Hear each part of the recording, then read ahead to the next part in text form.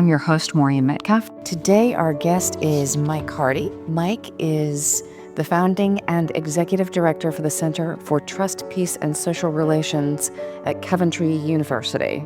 I'm excited just with you, the listeners, and with Mike here to explore what this means, this idea of peacefulness as business leaders. How does peacefulness relate to running a business organization, a government role, a nonprofit role in traditional organizations?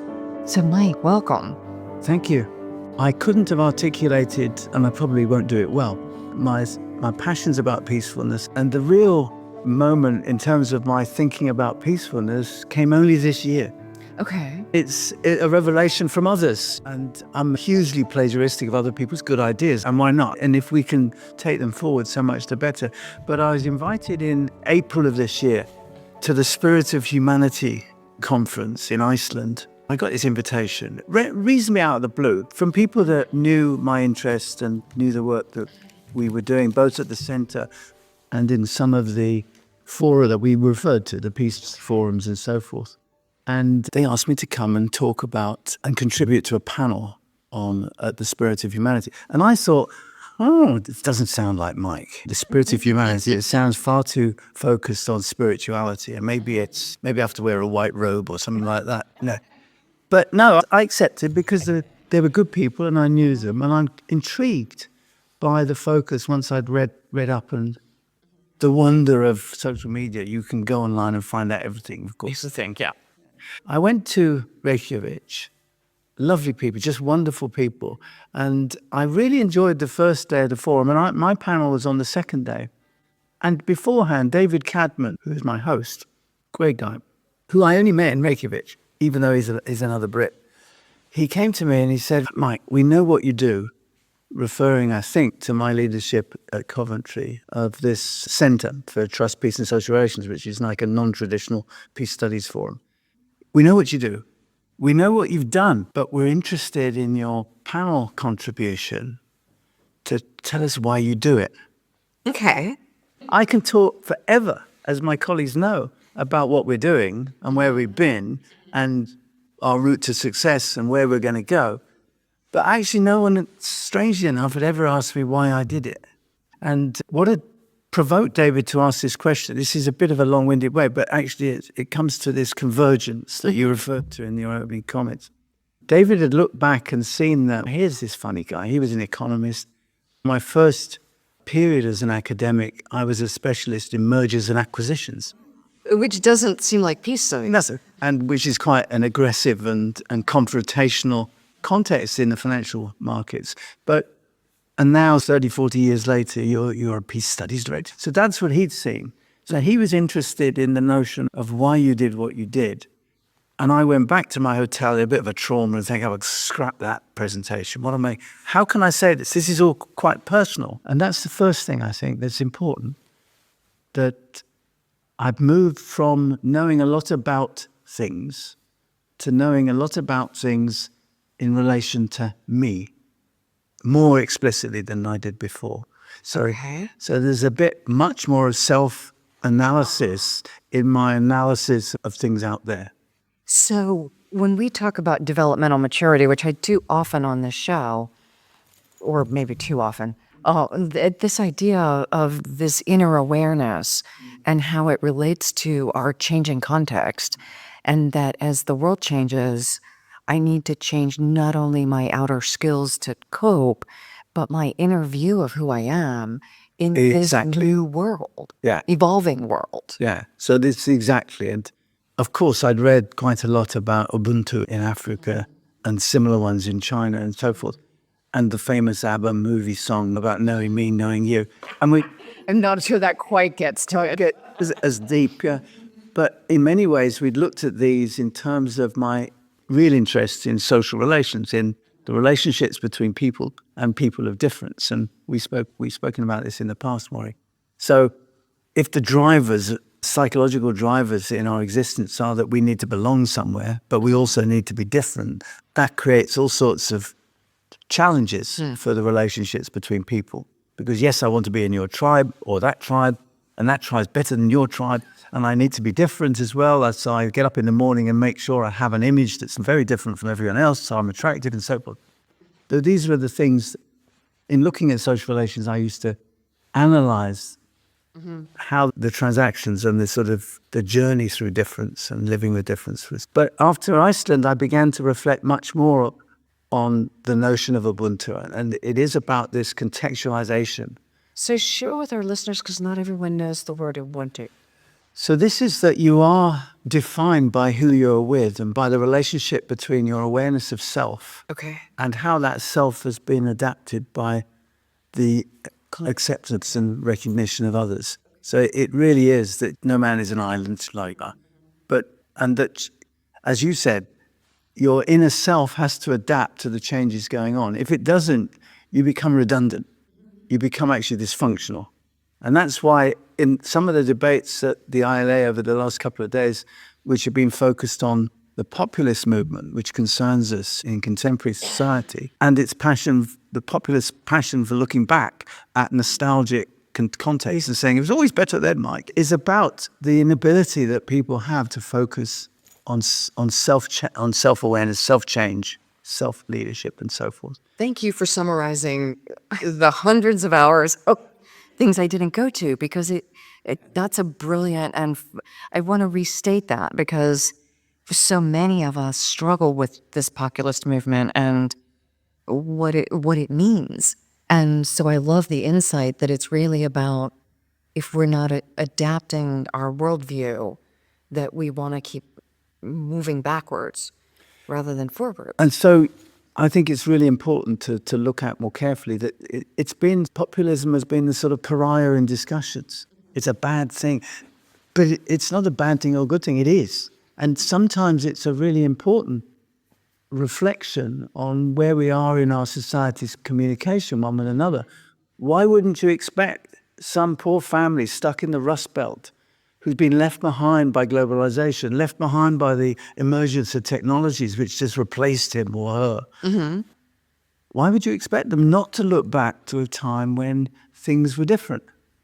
Of course. So the context in which we relate to political awareness and of the consequences of leaving people behind is really important. We have to take, and I really believe that public leaders have got to step up and not attack populist feelings and not submerge them, but underlying causes. Exactly. Look at drivers for these. And because the problem with populist feelings and tendencies is that malefactors, some public leaders, will come and exploit them and will come and take control. And I think we've seen a lot of that in the last couple of years.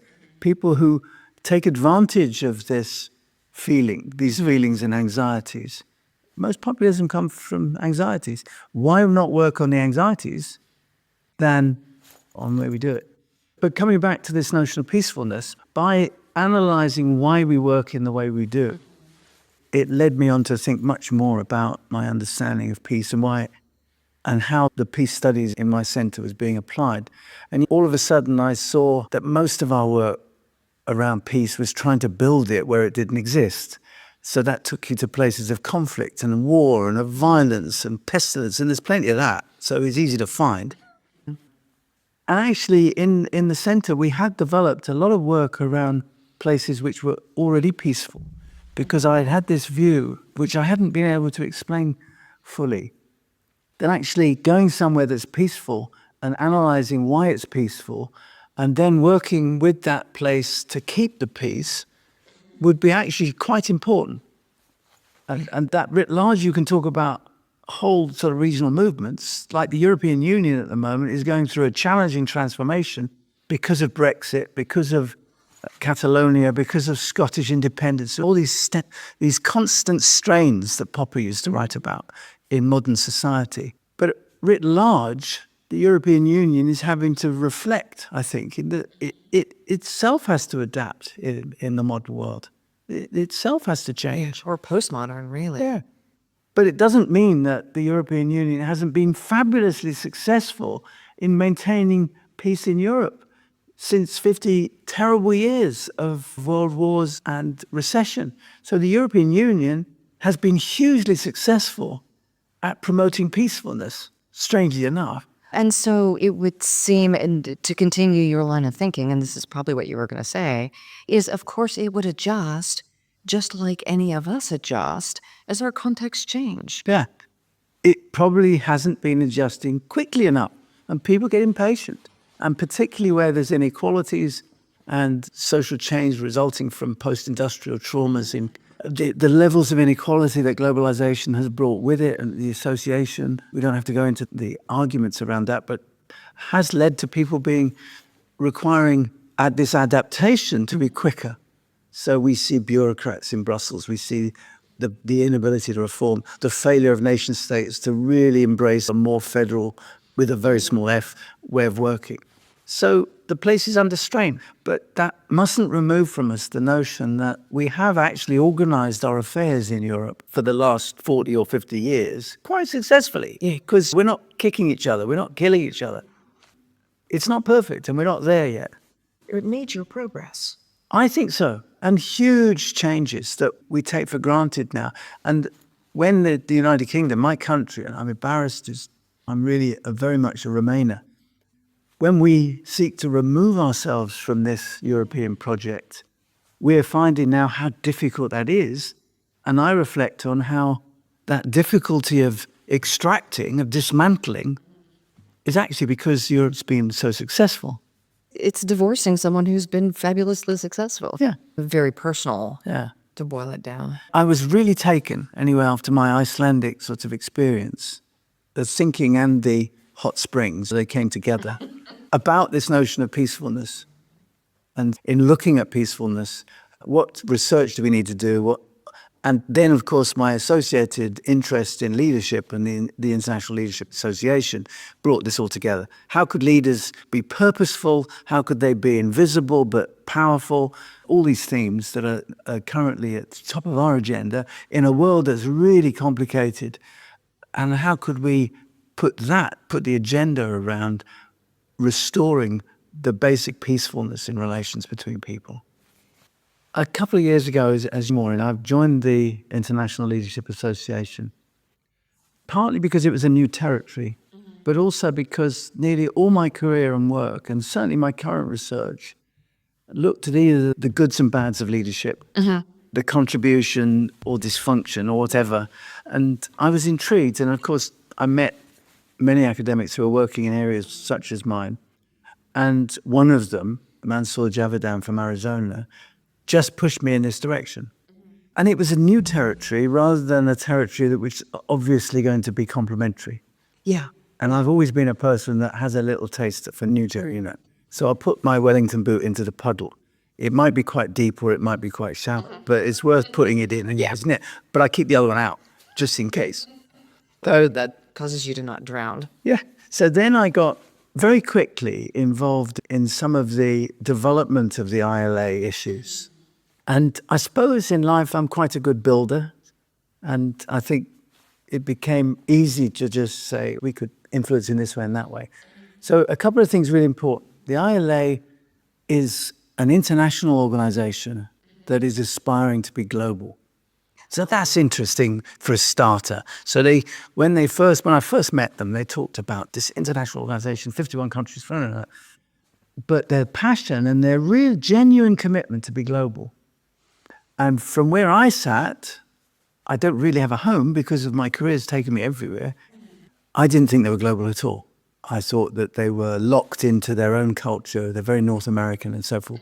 But what I really loved and really took to very quickly was this passion, this openness, this commitment, this agility, this desire to do things differently. That's great. If you find a group of people, and they're amazing people. Yeah, they are. Everyone I've met. Just amazing, who do it in that way, and that energy, and that commitment. And starting with the CEO, Sid. Yeah. And this notion that you could successfully combine as the academy with practitioners, with policymakers, and mean that, not just do it in a tokenistic way. So that was good. So it was very quickly, I saw. And of course, it does relate to my parallel interests, which was converging rapidly on peacefulness and social relations, and some of the terrible violence in the turbulent world in which we work, in which leaders have an influence. So this convergence became very quick and very obvious.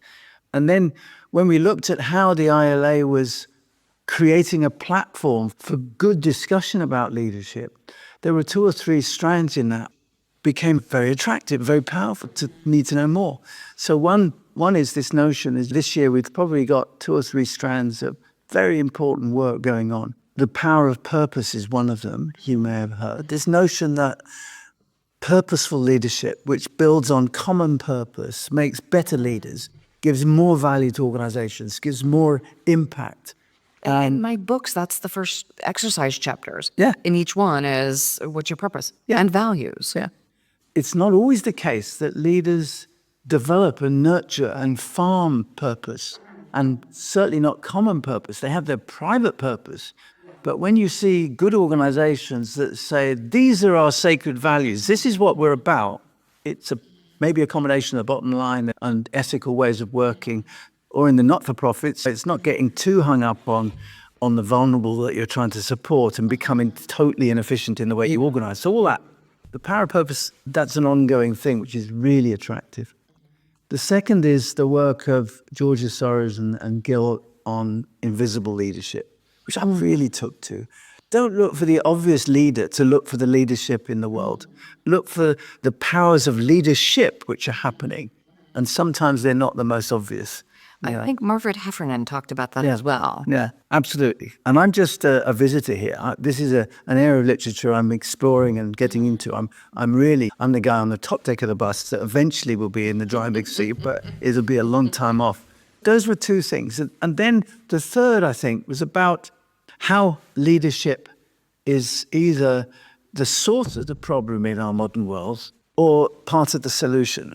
And that's a newer issue. And I really think leadership can be both, which makes it such an interesting and important area. And if you mix all that up with the fact that leadership scholarship is so much more developed in North America than it is in other places, then I could suddenly see in my sort of missionary zealot feeling or persona that we could mobilize a global international leadership association that could actually change the way things work. And we shouldn't ever be understating our ambitions. We're going to change the world. And why don't you get up in the morning and say that's what it's about? So you've just connected the purpose of ILA, which you said is so important. The idea of having a purpose. Of course, you would gravitate to an organization that has a big purpose. Yeah. Because even if you don't accomplish all of it, you've accomplished a lot more than you would if you had a little purpose. So in my professional life, you said in the introduction, I work with the Three Faiths Forum in London, in the UK. It's a very large interfaith organization, does amazing things. It's the Faith and Belief Forum now. It's changed its name because it started only looking at 3 faiths, and actually beliefs are much more significant. So we've had a little bit of influence there. So the Faith and Belief Forum has a very clear purpose, and it's about saying that the relationships between organized religions and non-organized beliefs, the source of much tension in the turbulent world, actually isn't a real problem at all if you confront it, if you have contact and so forth. Yeah. We say it's a problem. We say that Jews and Muslims have a real difficulty. I don't see it. I think sometimes the context in which they coexist have difficulties, but rarely is it about a fundamental divide between beliefs and sin. Yeah. There's a purposeful organization that I work with and learn a lot from. I also work, as you said, within the United Nations system. Heavily criticized for being out of date, being post-war and not adapting itself and so forth. But would you get rid of it, or would you work within it to improve it? So the purposeful leadership work that we can do and support within the United Nations system is about that, is saying, look, we need you guys, we need you to be better, we need you to be more powerful, more focused on the real world and not in your little ivory towers in New York and so forth. And the same could be applied, of course, to my university and my little center. Especially as we think of this idea of global, truly global. So there are some things that are global whether we like it or not. If I pollute the air in my country, that air goes around the globe. If there is a nuclear meltdown in Japan and that nuclear material goes into the water, it pollutes it kills the fish, or even worse, poisons the fish that we eat. There are many things that are foundationally global on a planet. And as our technology has become more sophisticated, our ability to impact each other is happening whether we want to be populist or not. So having some mechanism to communicate globally, internationally, about the things that are truly influencing or impacting my actions impact what happened to you in London. Maybe not day to day immediately, but Sure. as countries they do, and not having a forum that continually updates. So you've talked about forum, the EU, Yeah. and now the UN, and then back down to our individual institutions. This whole idea that we need to, from individual to small group to national to global, need to be continually evolving. Yeah, there's a bit of interest here as well, because the organizations that I've been mostly associated in my career have been in the public sector or the policy sector, not in the private sector. I started as an economist working in the private sector. If we allow the global conversation to be driven by global capital and the economics of globalization, we're not going to get the sort of world that I think we both need and deserve as in humankind. And that's, you don't have to get into a heavy criticism of global capitalism or, as opposed to any other system, but the reality is that the pursuit of unbridled and unregulated capitalism brings about pretty bad things for some people. So the growth of inequality, the growth of exploitative relationships and transactional relationships, the rainforests being destroyed, blah, blah, blah. You can list them all. We haven't found a better way of mobilizing and provoking economic growth. I probably think there are, but we haven't found them yet. But I do know that we need a regulated world. We need a world of collaboration and a world of mitigation of some of the consequences of our pursuit of growth. It's not just because I love orangutan that I'm worried about the rainforests in Indonesia. It's because ultimately they will cause Bangladesh to go underwater, or they'll cause the sort of hurricanes that battered Florida. There is a relationship in science. So I think leadership in the public sector and leadership in the not-for-profit sector, leadership in the education sectors has got to step up, because the leadership in the corporate private sector is off and running, and they have their purposes and they're very clearly driven. Sometimes we have anxieties, as was my own personal ideas about neoliberalism was a way in which sometimes the public policy process was supportive of the global capitalist process. But generally speaking, we have these multiple sectors and we need leadership to step up so that there's a bit more sanity. And so if you drive through an agenda of creating peacefulness, you have to look at what do you need to dismantle that we've created that actually is attacking the peacefulness that we have or we had before. What's happened? So evolution means our systems evolving, our way of thinking evolving, but also being willing to let go of what we held as precious and was foundationally important at an earlier time in history. So our Rust Belt guys, to use the example of U.S. populism, they held that very precious because that was their livelihood for their families for potentially generations. And they don't want to let that go without having something else to provide livelihood. Yeah. There's a huge agenda here, isn't there, which makes it exciting. And I think we're not going to make the world a fair place, even though we know we need to argue that it should be fairer. Fairer. Yeah. We're not going to remove all the humiliation and anxiety that exists in the real world just because we know it's a good thing. But we can remove some of it. We can push along. But I think what we have to do then is take responsibility in the ILA, in my academic work, in other activities, to help leadership step up. And what are this? You can do this by defining what is a good leader? What is a better leader in terms of this purpose that we're pushing for? And it's probably a leader who's a little bit more reflective of the context in which she or he operate. That is part of the work that I've done as the leader, actually published in the Leader 2050 book. I did with partnership with Mike Fox and Susan Cannon, but really looking at what does this future of leadership look like? And it's things like being a 360-degree thinker. So I understand the systems in which I operate. And when I pull one lever, I understand that a whole bunch of other things are impacted. And if I don't adjust the balance on the other levers, I've created, in some cases, harm. Even though, and so if we used capitalism as financial capital being the only capital that matters versus financial or human capital or whatever. If we bring all of those into the definition of the system, so if we expand our definition of the system, that kind of leader, and then add in humility and collaboration and inspiring followership rather than dictating followership, and innately reflective, adding all those to the equation, and not saying that we got it right, but I think it's directionally good. And these are huge issues. Philosophically, they're big issues around ideology and the way we understand the world.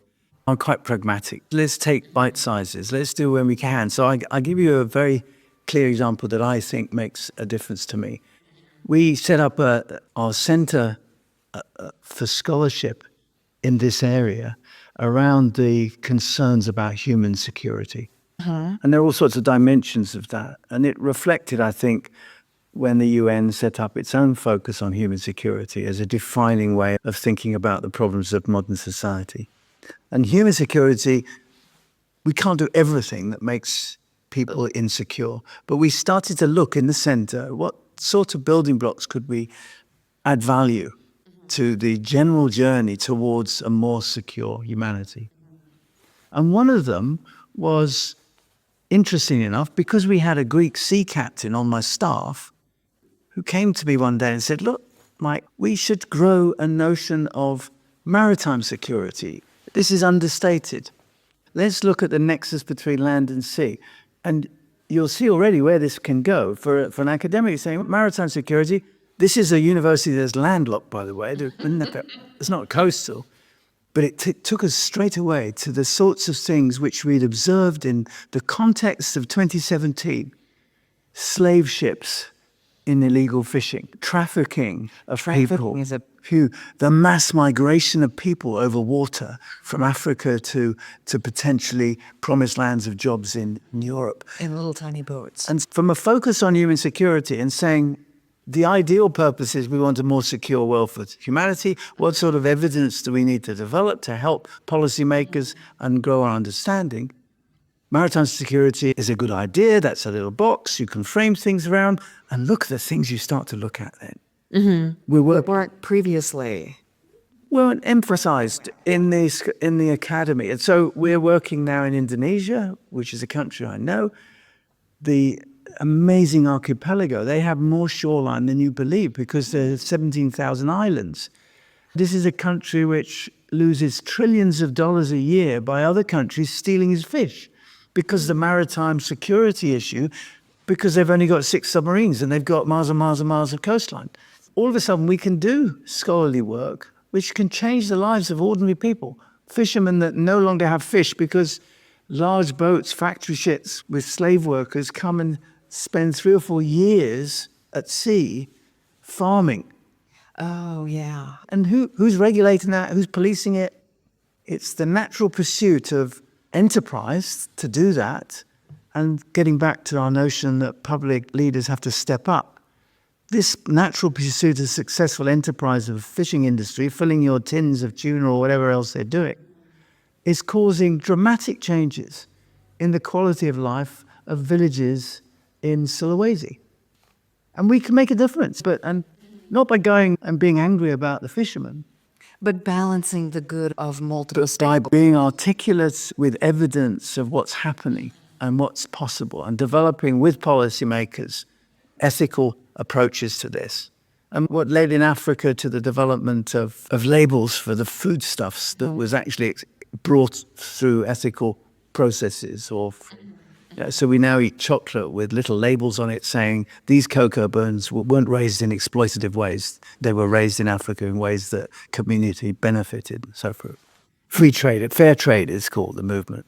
And just that simple movement creates a level of equity and transparency in the system that now, as a consumer in the US or wherever I happen to be, I can make a conscious decision. And the same model, the same approach that gives you truth in lending or gives you very clear statement on the label about what's in it to protect your health can be used to protect the well-being of someone in a developing country. We each have the ability to protect the well-being of others in a way that's relatively easy.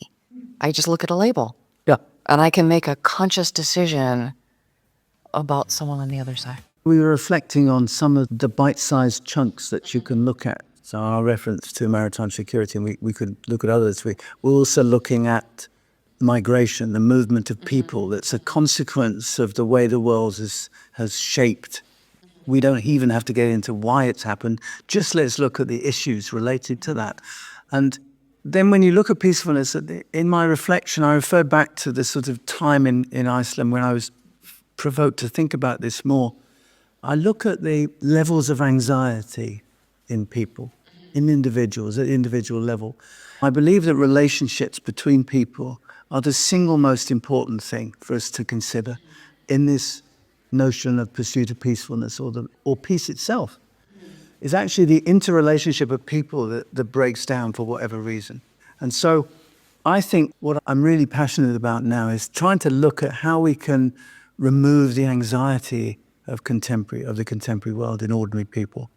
Not just, I haven't got a job and I'm poor and I can't look after my family. Gosh, that's important. But there's many other sources as well.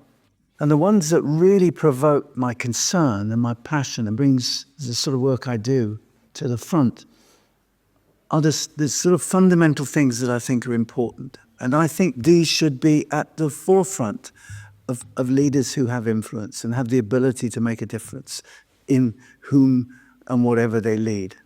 There's a really important difference between leadership, leaders. So I'm talking now about leaders stepping up. If they're in a position of power and influence, they should take responsibility. We have a world now in which humiliation of people by other people seems to be more prevalent than mutual respect. So what's going on there? Why do we have a world in which I swipe by humiliating you? Now, if you look around for examples, that's happening all the time. We need leaders who can help us develop respect for one another. And the way they lead is a critical way they help in that regard. Secondly, why is it we have a world with long-term injustices, where there's just basic unfairness that's almost written into the way we organize ourselves? What's all that about? Why can't we have fairness as our sort of default? And when people exist and experience long-term injustices, they react in different ways. They get demoralized, they get depressed. Some get angry and get violent, and some say this just isn't good enough. What we're referring to here is some work of a very good friend of mine, John Alderdice, in the House of Lords in the UK, who's a psychiatrist and who taught me a huge amount about this notion of anxiety. Why do young Brits who have everything, live in London, they go to the cinema, they have a fun time, why do they drop all that and go and fight in the deserts of Syria and deserts of Iraq? Knowing that they'll die. Knowing that they'll die. Why do young women of 15 spend 6 months planning and then escape with their friends to go and become brides of terrorists why does that happen?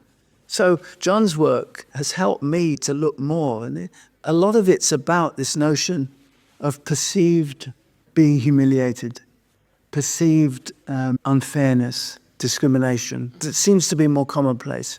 And We're seeing it now.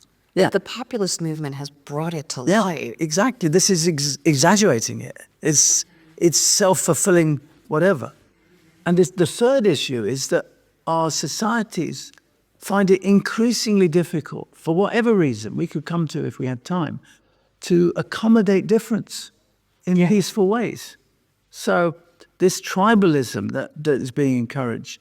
So Those three things, the humiliation, the unfairness, and our basic inability to make a difference by accommodating difference and by being mutually respectful, is behind a lot of the human insecurity about which we're interested in. Because we're coming to a close, I'd love to wrap up with a couple of suggestions on what to do about this. I realize you have not single-handedly solved the entire world's problems, although with your intro you should have. There's two big things for me. And you're right, we haven't solved the problem. But I do think we live in a world where compassion has seemingly been pushed aside. I would inject big doses of compassion. And this is just about feelings, about if you see something that's unfair, don't ignore it. Don't be one of the huge majority of those who are silent. So that's the first. Let's bring compassion to the front. When a refugee is fleeing appalling conditions in their home country, don't build a wall and close them out. First thing we should do is empathize and say, if this were me and my family, what would I do? Chancellor Merkel took a stand on compassion, I think, when she let in 850,000 refugees into Germany. And the second is inclusion. These are big ideas, all right?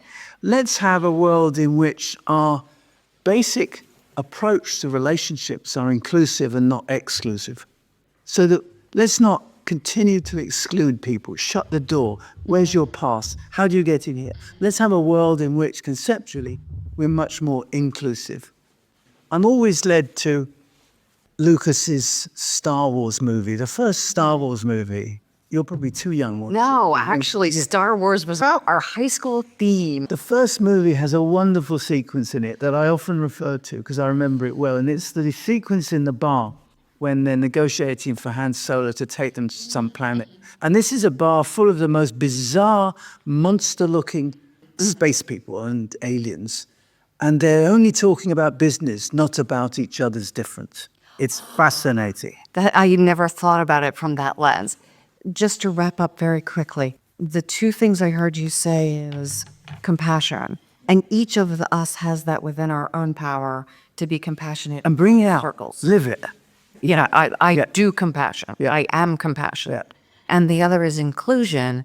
And again, for our business leaders, for our nonprofit leaders who are listening, each of us can be more inclusive, more attending to fairness, more putting ourselves in. Don't just do it because the law tells you to. That diversity is important because it brings richness. It brings actually an asset base which you wouldn't otherwise have. So don't just do it because we have equalities legislation. Don't just put down people because they're too young, they're unqualified, they're the wrong ethnicity. Inclusiveness is a way of thinking, just as compassion is a way of behaving. Thank you. And I can't wait to do this again next year, if not before. But I'm delighted to hear your new work. And hopefully this has sparked curiosity for thousands of people, and they will want to find your information. How would they find In a couple of ways. Some of these ideas we've included in, we released a book in January, Muslim Identity, published by Jessica Kingsley, which you can find online. It's a very focused book on a particular issue, but some of the issues we raise that we've been talking about are in there. And secondly, go to my centre's website, the Centre for Trust, Peace and Social Relations. It has a Facebook page as well. And you'll see some of the work that we're doing. Just bear in mind that the reason we're doing this is fundamentally about some of the issues we've spoken today. So it may be very specific, it may be very contextualized, but actually it's driven by this sort of philosophy, this sort of worldview. Thank you. This worldview is so beautiful and relevant to me. I leave hopeful that there are opportunities through this chaos and turbulence to create something much better. Thank you for being a person that brings and inspires hope. Thank you for asking.